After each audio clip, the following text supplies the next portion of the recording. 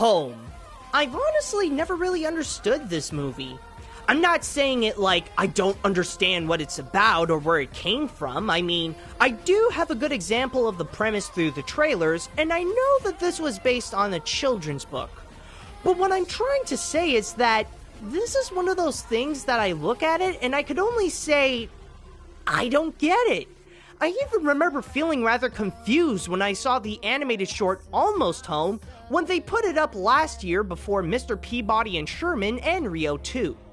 But now that the Boov have landed and are ready to show us what they got, will the movie offer us a great peace offering from the planet DreamWorks, or is the title referring to the place you'd rather be than watching this movie? Let's find out. The story. At first, there seems to be a lot of things happening in the film, but in terms of the story, there's barely anything. The plot is practically straightforward and very linear, where two outcasts, O and Tip, have to work together to find Tip's mom while they form a friendship during their journey. There really isn't anything new, and it's very predictable from top to bottom and following the cliches that usually happen in these kinds of stories. Not only that, but even the message of making mistakes is okay and the importance of friendship is very hammered down, feeling the need to be as clear as possible so that everyone understands. You don't have to think. Let this dumb Boov fill your brain with the important words for you. But then there's the humor of the film, which really enforces the juvenile tone. Nothing really clever here, just something that's more lowbrow, and it feels the need to fill the entire movie whenever they don't know what else to do with the plot. I was to say the interrupting... No! Oh, yeah, you did it again. Oh, that is the joke. Now, at this rate, things are looking pretty bad for the movie. This is just flat out crap, right? Well, yeah, it's just awful, but there is one little thing that takes it away from making it a bad film. It's the heart. I've seen plenty of bad movies where there's just no care put into it, or its purpose is just completely wrong, like taking stupid people's money. In Home, however, you can tell that the people at DreamWorks didn't want to do it for the money, even though they really need it by now, but more to do something for the kids would enjoy. And it's true that the style, the comedy, the simplicity, and the message are more something that kids would understand and enjoy. And I will admit that the concepts of the Boov and other outer-worldly creatures are pretty cute and creative, despite not really having a lot of thought put into it. Sure, there was barely any effort put into the story, and the writing is definitely bad, but at least the heart is in the right place. The animation. If there's anyone that puts in as much effort as they did with Care, it's definitely the animators. There's no denying that the animation here looks really nice. Right off the bat, you can tell that this is a very brightly colorful movie, so it makes it very interesting to watch from top to bottom. But the biggest strengths of the visuals is the overall design of the film. Everything from the Boov-dominated Earth to the technology they use to even the human characters, they all have that style that suits perfectly to the movie's tone of kid-friendly fun. Even in the animation of the Boov is just so fascinating to watch.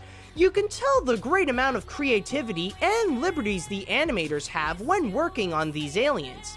It's also fun to see how they change color to express a different emotion. It's called dancing. Boov do not dancing. I can tell. How long before this kills me? I am not in control of my own extremities. Also, this movie has a rather fast pace with plenty of high-flying chase scenes that gives it an extra reason why it's still enjoyable to watch. If I do have to find something to nitpick here, it's probably that, although the designs are nicely creative, it does look pretty simplistic. I mean, when you compare it to other DreamWorks films, they didn't put in as much detail in the looks. I mean, you can tell that there was more effort put into the designs of the aliens in Monsters vs. Aliens than with these aliens. But again, that's just a small nitpick. It doesn't change the fact that it still has very pretty and fun animation. The characters.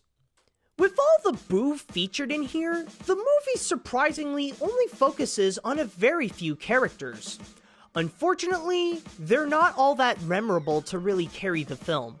First, there's O. I have been given this name by my many friends. Good morning. Hi, guys. Hello. But he does have a more suitable name, since he's written as such a generic outcast protagonist. You know what I'm talking about. The one that starts out as the different one that no one likes and always screws up, but then it's all up to him to save the day and now everyone likes him. Yeah, that's the complete description of O. Then we have Tip, who doesn't really have a character of her own except for her goal to find her mom who was taken away by the Boov.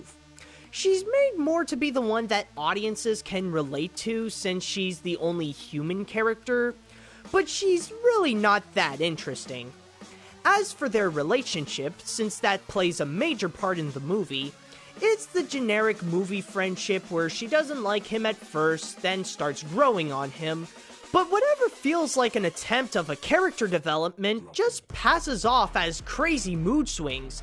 You never know if she starts out bonding with O, then suddenly she'll be shouting and get mad at him.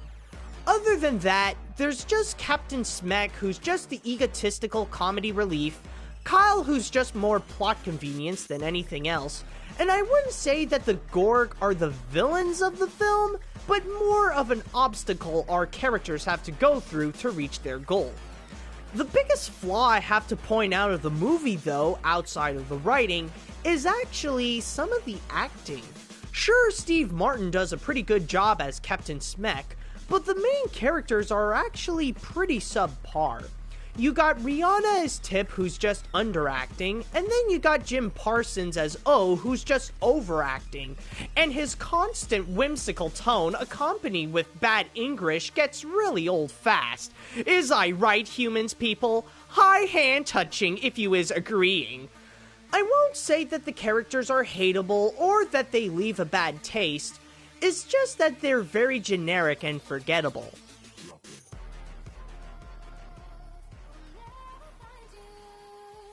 Home is the definitive example of a kid's flick. As a movie by itself, this is not a good film. There was no effort put into the writing whatsoever, and some of the acting is subpar as well. But as something made for young ones, it's relatively harmless and seems more like something for them. They'll definitely enjoy the juvenile humor, the bright and colorful animation, and the good heart to teach them a nice lesson. I guess by now, you know my recommendation would be that this is a movie to bring the kids to.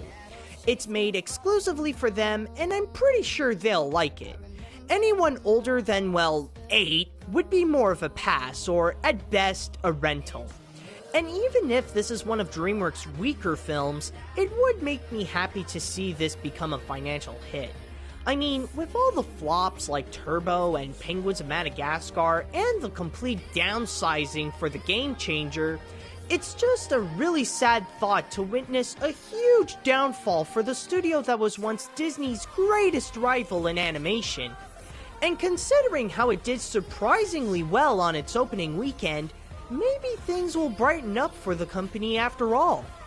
As for the quality of the movies themselves, I'm just gonna wait until next year when the next Kung Fu Panda movie comes out.